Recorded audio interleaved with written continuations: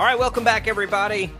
Sports Daily, KFH, Jacob Albrocht, Tommy Castor, and now Paul Savage. We got a 3-shot. How about that? On the video stream right now. How about that? There we go. We're making our way through a Tuesday. That's a first. As Paul's inducting on Tuesdays and Thursdays for the next couple of weeks some Hall of Famers. I want to talk to you guys about the Big 12 here. Just continuing to do little things that make a ton of sense. The news yesterday that the Big 12 has been exploring this, according to Sports Illustrated. Big 12 been exploring playing football and men's and women's basketball games in Mexico City and Monterrey, Mexico, with a preferred top 10 men's hoops game between Kansas and Houston going down. I guess Brett Yormark's been.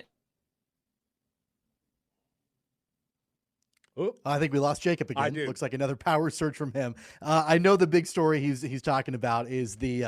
I'm glad you're here, Paul, because you and I can discuss this. But the Big 12, Brett Yormark exploring the opportunity to have Big 12 games in Mexico, both football and basketball. Are you on board with that? Do you think that's the right decision? Do you think that it makes sense to have the Big 12 go down to Mexico to play some football and basketball games? Not even close. I memean, there's no way that I would ever entertain taking away commerce from my Big 12 towns. Now, there's some Big 12 conference members who are going to be in big cities. I mean, Cincinnati, Houston. You're going to have some of those. TCU and the Dallas Metroplex, I guess you would say. Fort Worth's big enough, but it's in the Dallas Metroplex. But I'm not for it because you look at little towns like Oklahoma State, Stillwater, KU, Lawrence, K-State, Manhattan, Iowa State. You go up and down the rosters all the way up and down this Big 12 conference. There are people that support these universities, support these athletic departments, who make a living based upon people coming into a city on any particular day or evening for a football or basketball game, and that's part of how they make their living. They support your university, and then you're going to screw them by running them out of their city, whatever city it is, and taking them down to another foreign country. And I don't care what country it would. I don't care if it's Canada. I don't care if it's Mexico. I'm against it because I know who butters my bread, and it's the small independent businessman who financially supports these programs, who makes a living based upon a certain amount of people in the course of a year coming into their college town or their city or wherever it is, and spending money. And to sum it up, no, I wouldn't do it. I think it's hard on the people that are in these cities supporting their teams. No, I wouldn't do it. You're crazy, Paul. Why wouldn't you grow the brand?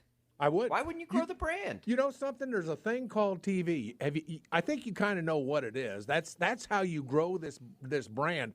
You don't have to grow it by going. And by the way, what is the ultimate growth goal of going to Canada, going to Mexico, or going somewhere like that? I'm just telling you that I have a lot of respect for the people that support these athletic programs in their town. K-State is just full of those kind of people. And I don't know why I just can't imagine a scenario where I think it would be worth taking away the livelihoods or hurting the livelihoods of the people of my city, of my Manhattan, Kansas, or my Stillwater, Oklahoma. These people are the lifeblood of these athletic programs. I wouldn't do it. It's just me. Now I know we can make an argument why, but does it really grow the brand? I'll tell you what grows the brand is television. Grows the brand. Television, my friend, grows the brand. Well, you act like these games aren't going to be on television. I know that. I know that. Why do you think that the NFL has games overseas every year? Well, because they are wanting to expand to those cities. The NCAA probably won't go to Mexico or Canada. I mean, they might. One of these days, they might. That's a good thought. Maybe they will. What do you think Brett Yormark's goal for the Big 12 is? Money, revenue, eyeballs, all of that. Security. Exposure. Don't forget security, Tommy. Well, I mean, that's all there, right? I mean, like, those are all priorities for the Big 12 in a world of conference realignment, and it's a rat race, trying to figure out who's going to be in what conference. I mean, this gives the Big 12 an opportunity to have, I would imagine, to make quite a bit of money and be able to then help those schools make even more money by expanding games in Mexico, I would think. Right. Mexico is crazy about American football, right? Crazy about it. So why not give the people of Mexico an opportunity, if they can't get enough American football as it is, another opportunity to get American football? Basketball, it's like uncharted waters, I would think. Like, you've got a chance now. Yormark is trying to make the Big 12 bigger than a college conference. And we know this. And maybe it's not bigger than that in football, but in basketball, he's trying to reset the entire way we think about how college basketball is viewed. And yeah, playing internationally is a big deal. And let's say it's not just Mexico, but Canada. How many great college players are in Canada? Lots. Lots and lots and lots and lots. You're expanding a recruiting footprint potentially by doing this. You're putting more eyeballs on your product. Oh, by the way, if you make fans in Mexico, they get to watch TV too, and ads can serve them. And all you're doing is trying to put more eyeballs. Brett Yormark's goal with the Big 12 is for the brand to be bigger than college basketball. And I don't know how else he's supposed to keep up with and try to keep the pace of getting swallowed up by these other leagues other than getting as big as humanly possible. And if the next frontier for college athletics is to go into another country, go for it. I think it's a fantastic idea, and it doesn't hurt anything. You lose a home game, but you rotate it through in a series like this where everybody loses an equitable amount of home games, and all you have to do in basketball is schedule a different home game. Maybe instead of playing a neutral site, you go play another home game. Nobody's lost anything in that regard. In football, it's a little bit trickier, but not really. Like, you just add another home game. You don't go play a neutral site or a road game, and you just equal the same number of games. That's not that big a deal if you do it with the right planning in mind. It's all about growing this brand of the Big 12, and he continues to do it in a way we haven't really seen in college athletics, and he's treating it like it's a pro league. And guess what? It is a pro league. Okay. Everybody can say whatever they want to about big-time college sports and amateurism and all this stuff. It is pro sports, and he's treating it like it's pro sports. All right. And I think that's the only way you blaze into the new frontier. Well, that's I'm not. I'm sorry. Go ahead, Tommy.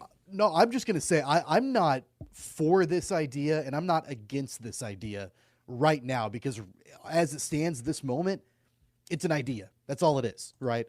So until there's a plan put in place and we know what the revenue looks like, we know what the member schools that are participating in this series are going to be able to get and how it's going to impact, I'm neutral on it. I'm okay with the fact that they're exploring it, but I want to see what this looks like officially before I'm willing to jump on board and say this is a really good thing for the Big 12. Well, let's see.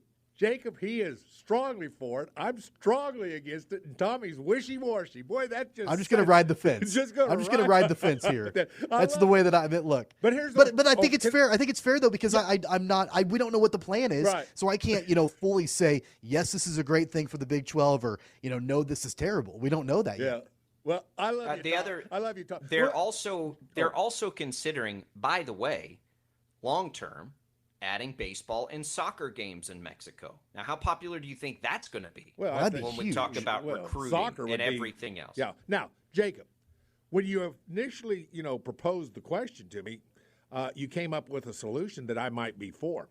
I'm not for distracting from home games because of my feelings for the love of the family businesses within a community with a university in it, who rely on that university and rely on people coming to town and supporting their team. I'm not for taking away from them, but you made a comment, and let me tell you what I would be for that you brought up. You didn't initially bring it up. You said it was just going to be a subtraction. Wouldn't you love to give up a game? No, I wouldn't love to give up a game. I definitely didn't say that, but go ahead. I would guarantee you I'm for adding a game. Now, if you want to add a game to Mexico City or Toronto or wherever you want to go, wherever you want to go, I'm for it. Go to Germany if you want to add a game. I'm not for subtracting a game from any of these businesses or from the life of the city, the lifeblood of a city for some of these schools. I'm not for that. I'm not for taking away.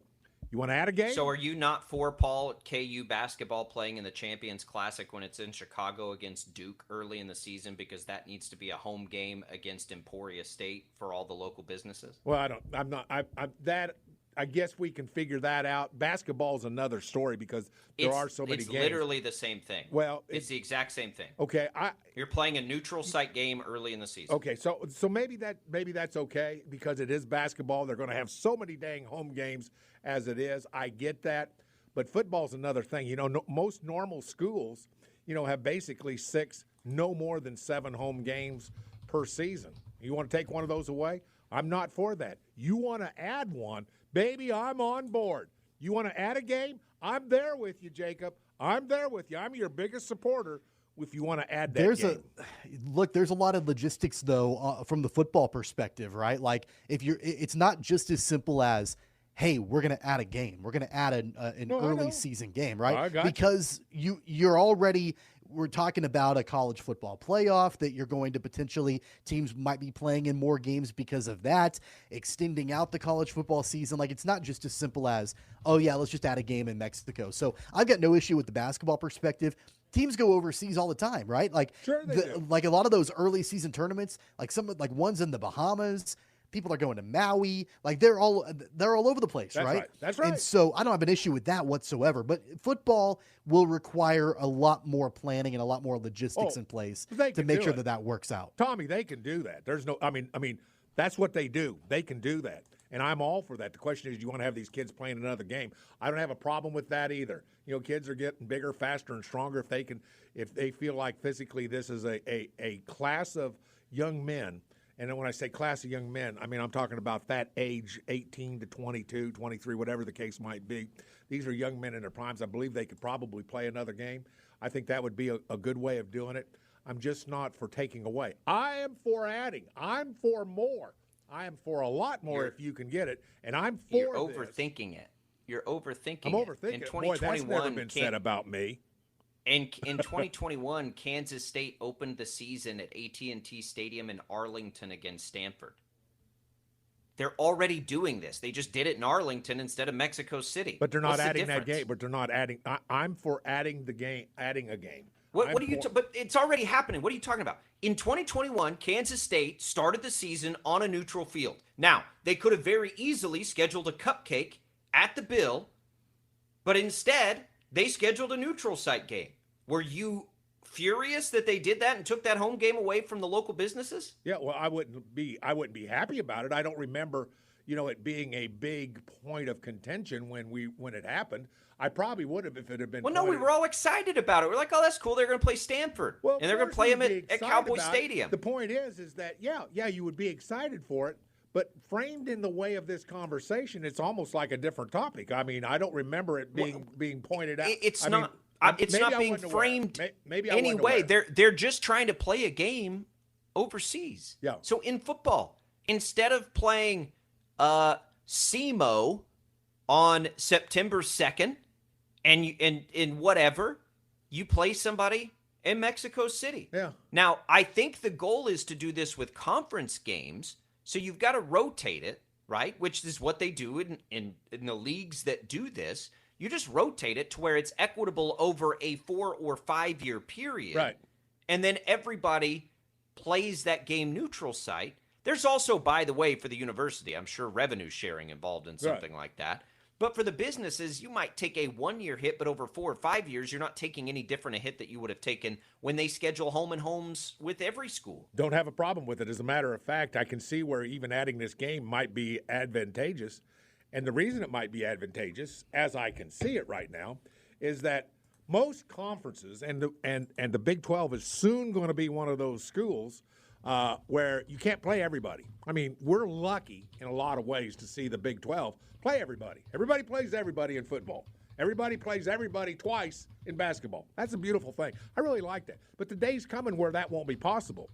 And with this ruling, if this was between 2 conference teams, okay, I'm on. I like that. You play that extra game that takes 2 teams And I even like that better. Not some non-conference, not somebody against the SEC or you're playing a Big Ten team. Play somebody else in your conference that isn't normally on your schedule or won't be on your schedule for that given year. Play that game.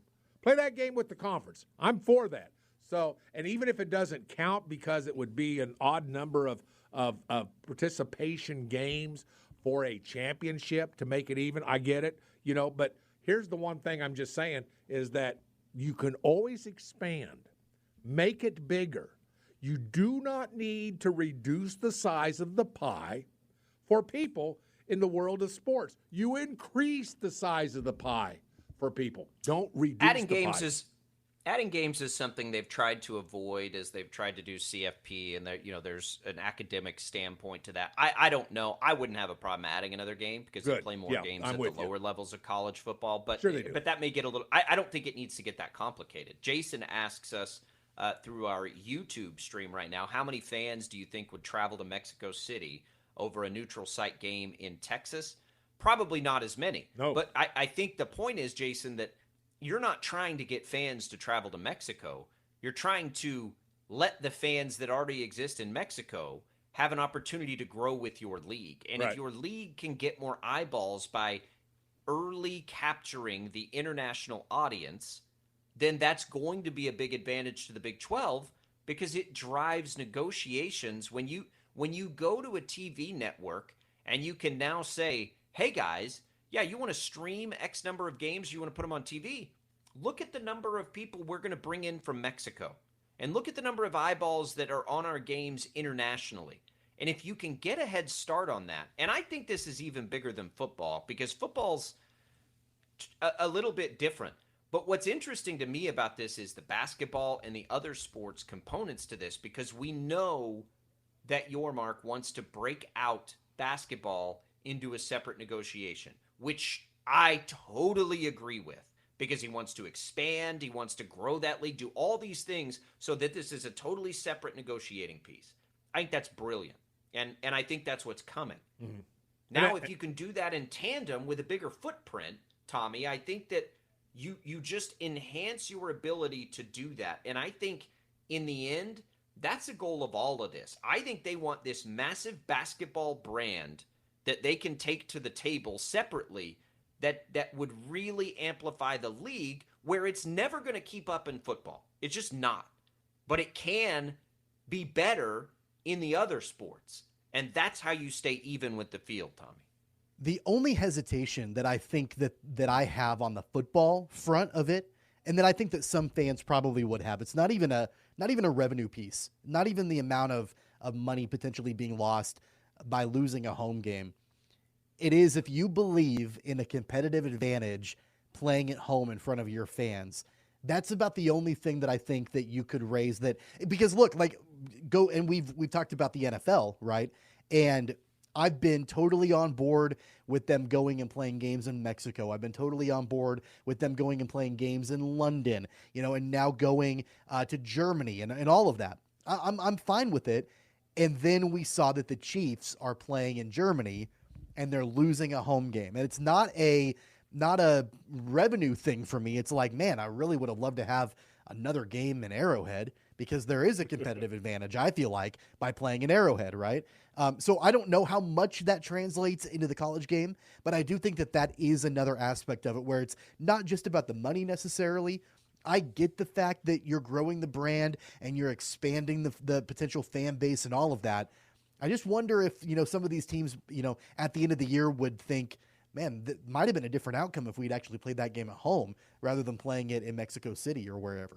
Right. But I think, Paul, yes. On that, so I think what's interesting about that, and it would be different than the pros. I think in the pros, as a fan, that your reward on that is a little bit different. But if you're let's say you're a Kansas State football fan, and you know that the long-term implications for your program are to gain more resources in NIL, in a TV contract, whatever it is that could long-term help you land better players.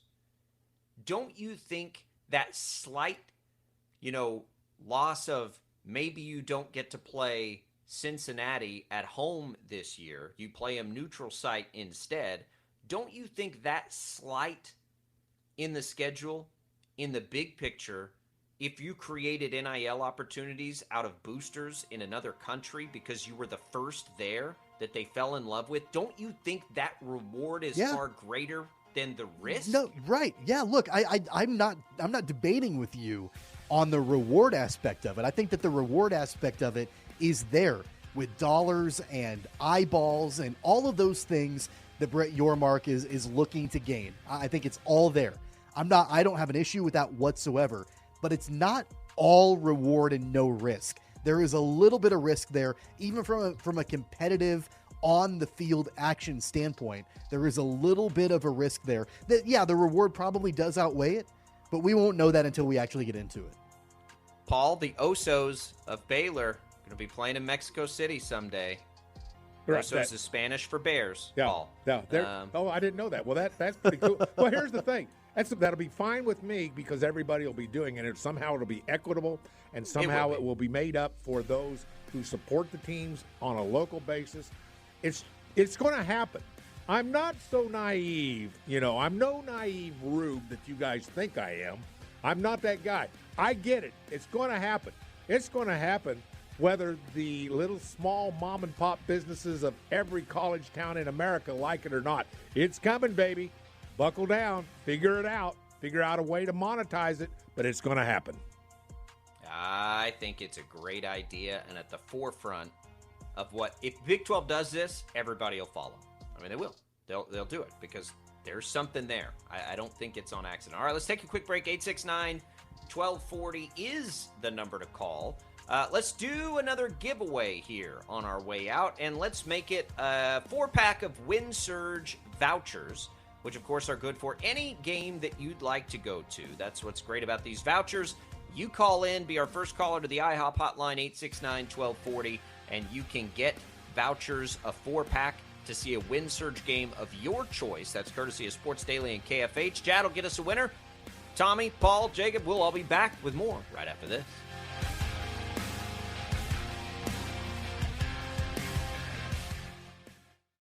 Imagine you're looking at a balancing scale with everything you do for other people on one side and everything you do for yourself on the other side. If it isn't balanced, maybe it's time to spend a little more time on you. And therapy is a great place to start. BetterHelp connects you with a licensed therapist online who can help you find that balance and stick to it. Visit BetterHelp.com/positive to get 10% off your first month. That's BetterHelp.com/positive.